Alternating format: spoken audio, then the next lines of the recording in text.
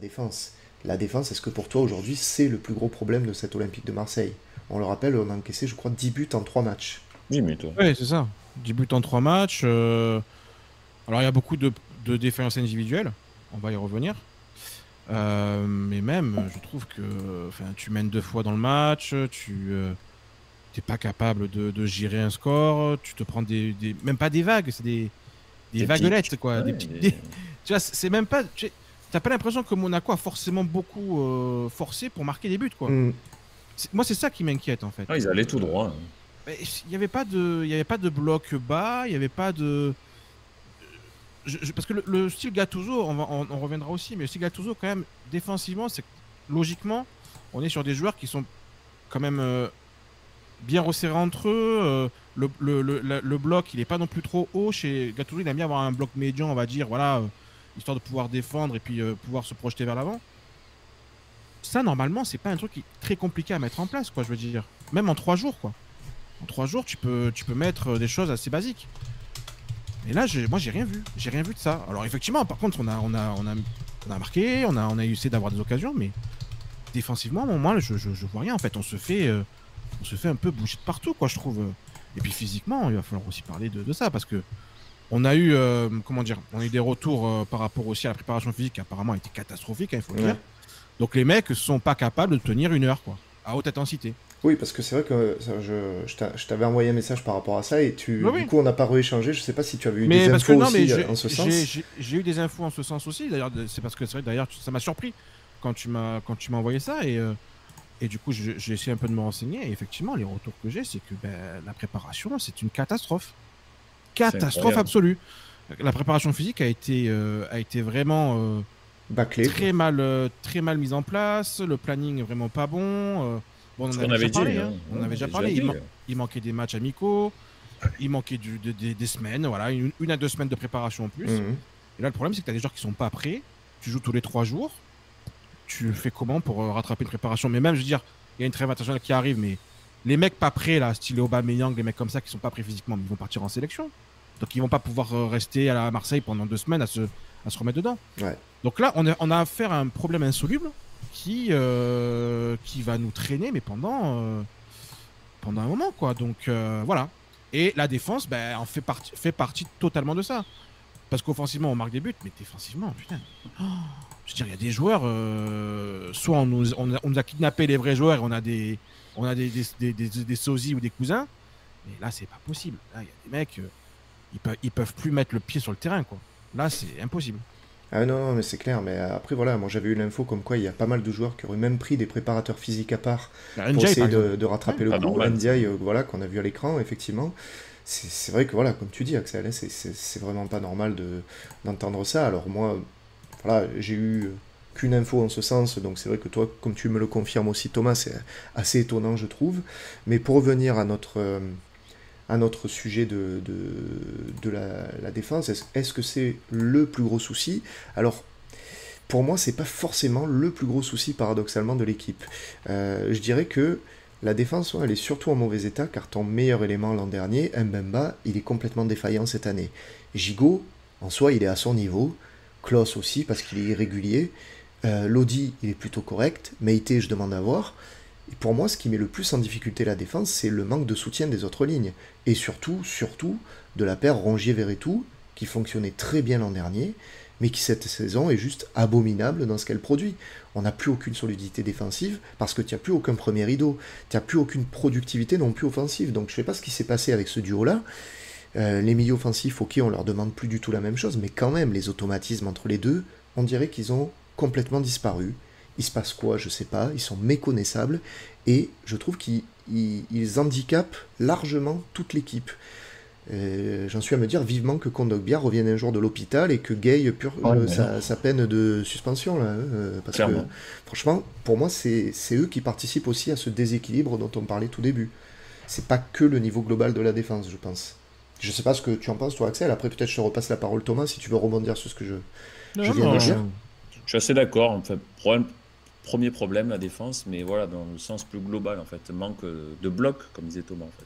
Bloc équipe, avec des lignes un peu resserrées, des joueurs qui bougent entre eux, en fait, tu vois. Qui se couvrent les uns les autres. Là, c'est trop éparpillé. Individuellement, il y a des grosses défaillances. Déjà, le gardien, chaque tir, quasiment, bah, c'est un but. Mbemba, c'est catastrophique. Le mec, il a un niveau, je veux dire, quand tu as un mec aussi défaillant derrière, bah, forcément autour, bah, ça prend feu. Même un Gigot, sur ce match, il fait des grosses erreurs en défense. Très grosses erreurs. Mais dans le duel, Klose a été ridicule sur ce match. Il s'est fait manger sur le front. Sur tous les duels aériens, c'est une catastrophe. Murillo, ouais, moyen. Allez, il se fait un peu bouger. Bon, on va dire, pas trop l'enfoncer. La paire Rongier-Verretou, évidemment. Ça défend mal, ça couvre pas, ça casse pas le jeu offensif. Voilà, c'est un tout défensif. C'est quand même le vrai problème, je trouve, défensivement, le manque de stabilité derrière. Tu dois pouvoir souffrir et pas tout le temps encaisser un but sur chaque occasion. Dire Monaco, sur le match, ils ont 5 occasions, ils mettent 3 buts. C'est pas normal. Non. Dans un match, l'adversaire, il a 6 occasions, il en met 2. Et tu gères 3 buts comme ça, aussi rapidement. Non, c'est pas ça. On met 2 buts en première mi-temps, c'est déjà pour moi un petit miracle, parce que les buts ils viennent un peu d'ailleurs. Et direct, 5 minutes après, tu reprends un but de la même façon. Il n'y a pas de mental, d'agressivité derrière. Voilà, ça défend pas. Pour moi, le gros problème, c'est défensif. Après, les deux gardiens sont quand même bien pétés sur ce match. Hein. Ouais, Parce que quand tu regardes les stats les stats avancées, pardon, pas inventées, avancées, tu regardes que Monaco en expected goals, ils sont à 1,05 et nous on a 1,03. Et pourtant ça fait 3-2. Donc c'est te dire à quel point l'efficacité défensive elle a été inexistante. C'est-à-dire dès qu'il y a eu un tir, il y a eu un but. Sauf que ils ont tiré un petit peu plus que nous, quoi. Voilà, tout simplement. Nous, en deuxième mi-temps, c'est vrai qu'on a eu plus de mal à se remettre dedans aussi. Parce que physiquement on a pioché aussi, voilà. Et puis voilà. Je voudrais juste revenir aussi quand même sur une chose. Enfin, je comprends ce que vous dites, il n'y a pas de problème. Mais pour moi, dans le schéma dans lequel le schéma que nous a fait Gattuso, là, son 4-3-3 avec du coup une pointe basse avec Rongier. Je suis désolé, mais je vais être quand même obligé de parler de Rongier parce que là, on atteint quand même quelque chose qui devient gravissime. C'est-à-dire que dans ce schéma-là, il a un rôle primordial, Rongier. Il a un rôle primordial, c'est-à-dire que c'est lui qui doit combler les brèches à un moment donné.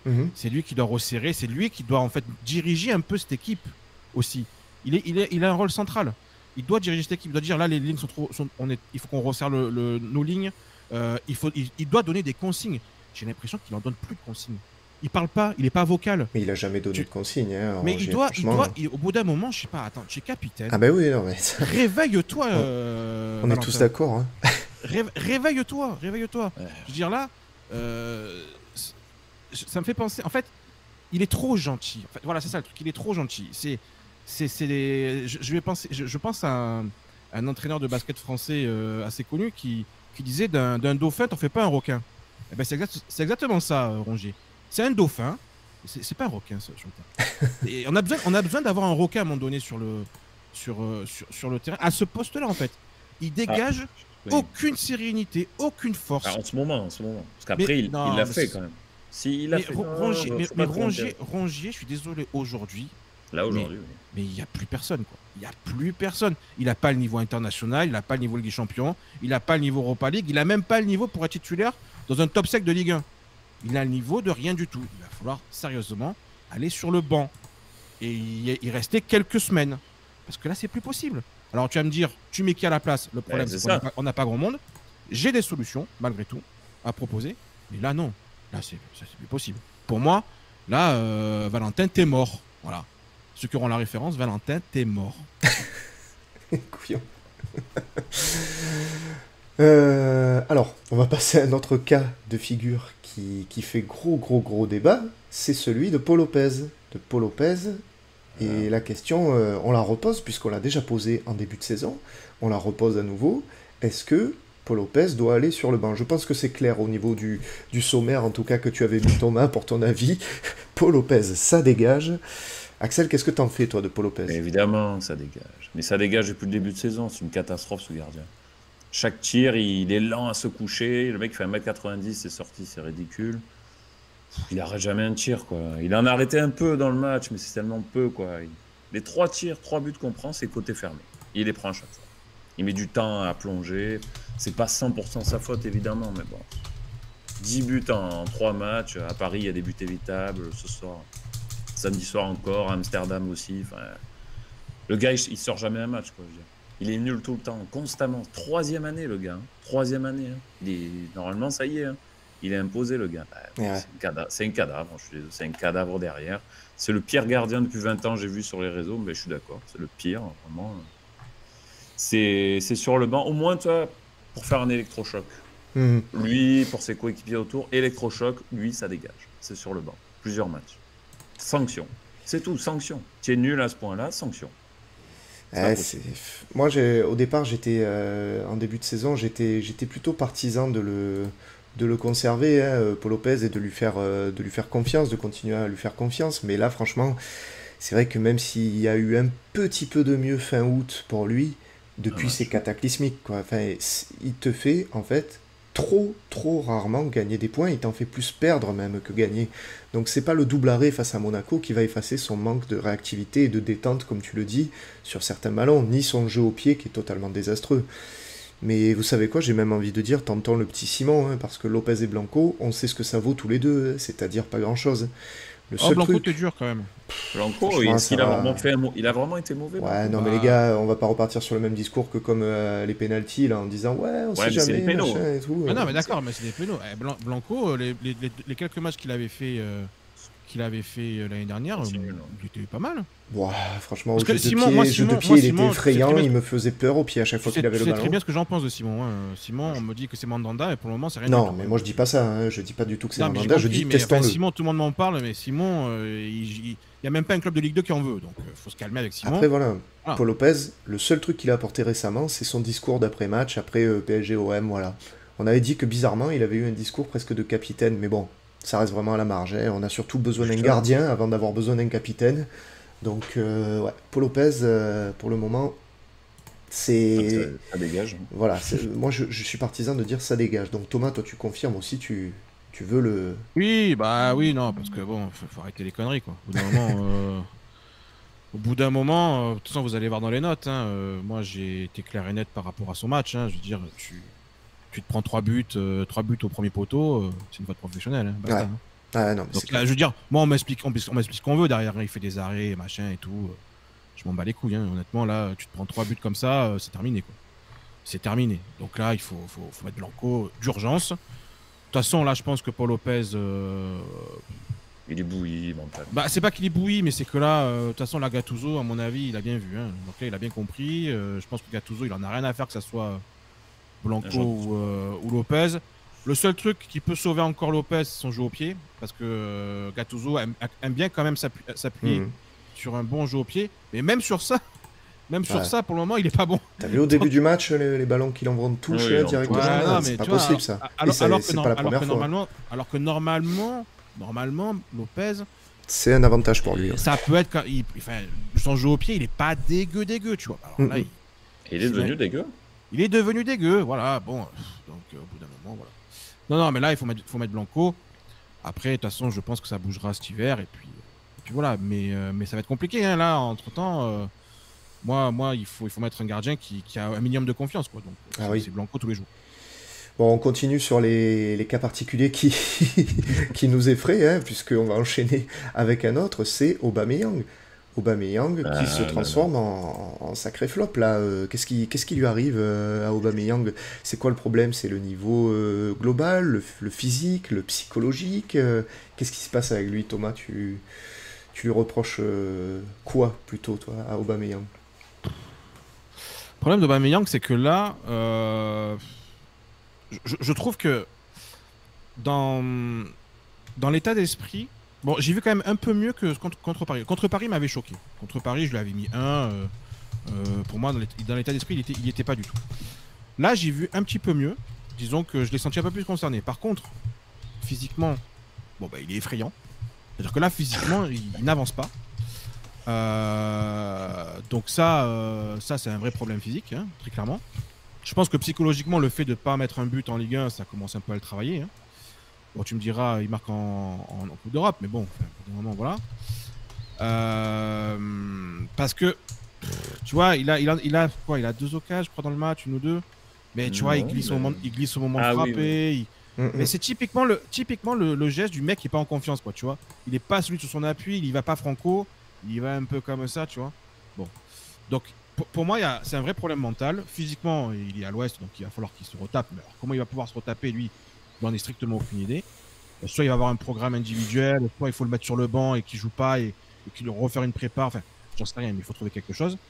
Après, j'ai un petit espoir quand même qu'avec la préparation physique un peu à l'italienne que Gattuso va peut-être vouloir mettre en place, il va quand même remettre un peu des mecs un peu d'aplomb.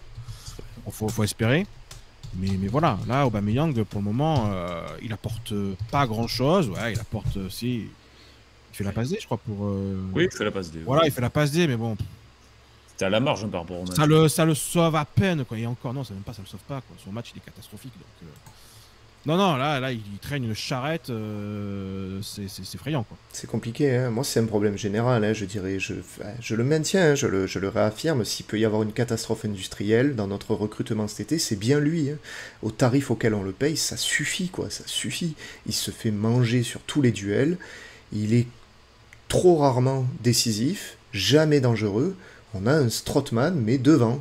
Il manquerait plus qu'il se blesse lui aussi, et là on a la palme d'or, quoi. Enfin, il va vraiment falloir hausser très vite le niveau pour Aubameyang, car franchement, se faire chronométrer à 34 km/h à Chelsea, c'est bien. Réussir un contrôle orienté, c'est quand même mieux pour éliminer un adversaire, je trouve. Donc 3 ans avec lui, les mecs, ça risque d'être très très long, surtout Non, si mais- on compte que sur l'Arabie Saoudite pour nous en débarrasser. Moi, Et y a que ça, hein. j'espère qu'il va revenir, mais là, il m'inquiète sur tous les niveaux, que ce soit physique, psychologique, et juste son niveau technique global, parce que quand je le vois manquer tous ses contrôles, je me dis, c'est pas possible. Il fait des courses, des fois, il a 3 mètres d'avance, il se fait manger. C'est hyper inquiétant, hein. Hyper Mais inquiétant. pour moi, c'est physique. Hein. Parce qu'après, techniquement, bon, ça n'a jamais été non plus le joueur le plus technique du monde. Hein. Faut pas comparer la technique d'Aubameyang et la technique de Sanchez, par exemple. Ah, mais un minimum, quoi. Non, mais un minimum. Mais ça n'a jamais été le joueur non plus le mec le plus technique. Il a souvent fait la différence par sa vitesse. Il dribble pas forcément. Il dribble le mec par la vitesse. Bon, ben là, le problème, c'est qu'il a pas la vitesse. Après, un physique, ça se retape. Même s'il a 34 ans, il a pas forcément trop joué la saison dernière. Je pense pas qu'il soit cramé, mais c'est juste que là, il est pas prêt, quoi. Mhm. Il est juste pas prêt, en fait, le mec. Il est arrivé déjà un peu en retard. Il faisait des entraînements par-ci par-là. Mais les mecs, il est pas prêt. Je veux dire, là, à 34 ans, ça fait 6 mois que tu joues pas. Là, tu rejoues, ça fait un mois et demi. Ah ouais, mais là, il va falloir. Je pense qu'il va lui falloir encore un bon mois et demi. Honnêtement, pour moi, 2023, Aubameyang, c'est terminé. Faut rien espérer. Allez, s'il peut te mettre au début par-ci par-là, ça ira. Mais sinon, c'est à partir de début 2024 j'espère qu'on verra un autre joueur. Eh ben, c'est inquiétant quand même, hein, franchement. Axel, qu'est-ce que tu penses du problème Aubameyang? Bah, le souci d'Aubameyang, c'est qu'il évolue en Ligue 1. La Ligue 1, le championnat le plus physique au monde, avec des défenses très lourdes, on va dire, mais à la fois très rapides, en fait. En Ligue 1, c'est que des Golgoth énormes, tu te dis, ils sont pas très rapides. Pas du tout. Les mecs, c'est des Dragsterner. Ça va très vite. Et lui, la vitesse, là, en ce moment, il l'a pas. Donc, forcément, dans tous les duels, il est mangé, en fait. Il est inexistant dans les duels, donc techniquement, ça s'en ressent. 0 but. Il pèse pas. Dire, le contraste entre un Aubameyang et un Balogun, bah, c'est le jour et la nuit. Il sert, pour le moment, il ne sert à rien. Voilà. C'est un poids mort devant. Il défend pas, il attaque pas de vitesse, pas de passe, très peu. Il sert pas à grand chose. Quoi. Je veux dire, là, pour le moment, c'est un boulet. Un énorme boulet qui nous pénalise énormément sur ce début de saison. Et le problème, c'est que t'as pas non plus derrière de quoi trop changer, hein, parce que Vitinha, bon, ok, on a beau dire, il a mis quelques buts en début de saison, mais il est pas non plus flamboyant, loin de là. Et Bah, il est quand très tu vois tes adversaires, tu vois, tu as Monaco qui a un Balogun, un Ben Yedder devant, tu as Nice qui a Mofi, les autres, bah, pareil, Paris, etc., ils ont quand même du monde. Toi, tu te retrouves avec un Aubameyang qui joue sur une jambe, et Vitinha pour lequel il faut 18 mois d'adaptation. Donc, l'attaque... Et En fait, la rentrée du Vitinha, elle est elle est horrible. elle est apocalyptique. Hein. Elle est Le mec ne horrible. sait même plus faire un contrôle, quoi. Mais c'est ça. Je veux dire, bon, ça C'est commence à compliqué, être Vitinha. compliqué, hein. Alors, qu'est-ce que vous nous dites dans le chat? J'ai posé un petit sondage pour Ouais, même savoir... Suarez, il fait mieux, dit Jérémy. C'est vrai qu'il a planté un triplé, là. Et ouais. Donc vous êtes un peu plus d'une soixantaine à avoir répondu. Pour vous, le problème est physique. Vous rejoignez plutôt Thomas, donc hein, c'est lié largement peut-être à la préparation. Vous êtes 40% à nous dire c'est physique, 29% non, il est juste nul, le mental 15% et The Bee 14%. Non, mais après, je comprends le physique parce que, enfin, on peut pas non plus dire que sa carrière est. Il a quand même sa carrière pour lui. Il a la motivation de venir. Je pense pas que c'est un problème de motivation.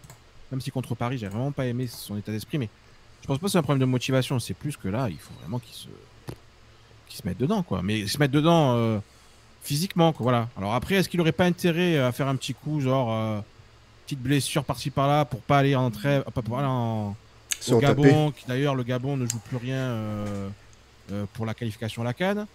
Blessure diplomatique, histoire de se retaper. 15 jours. Voilà. Tu vois, enfin, c'est peut-être pas ce qu'il faut faire, hein, mais il faut tenter des trucs, quoi. Parce que là, ils repartent en réathlétisation, c'est ça? Mec, il part faire ce qu'il veut, il va à Merano, il va faire une Gignac s'il veut, mais qui se remette avec 2 jambes. Même Maripane à la course, il lui prenait 10 mètres, donc faut arrêter de déconner, quoi. Maripane à la course, non, c'est vrai.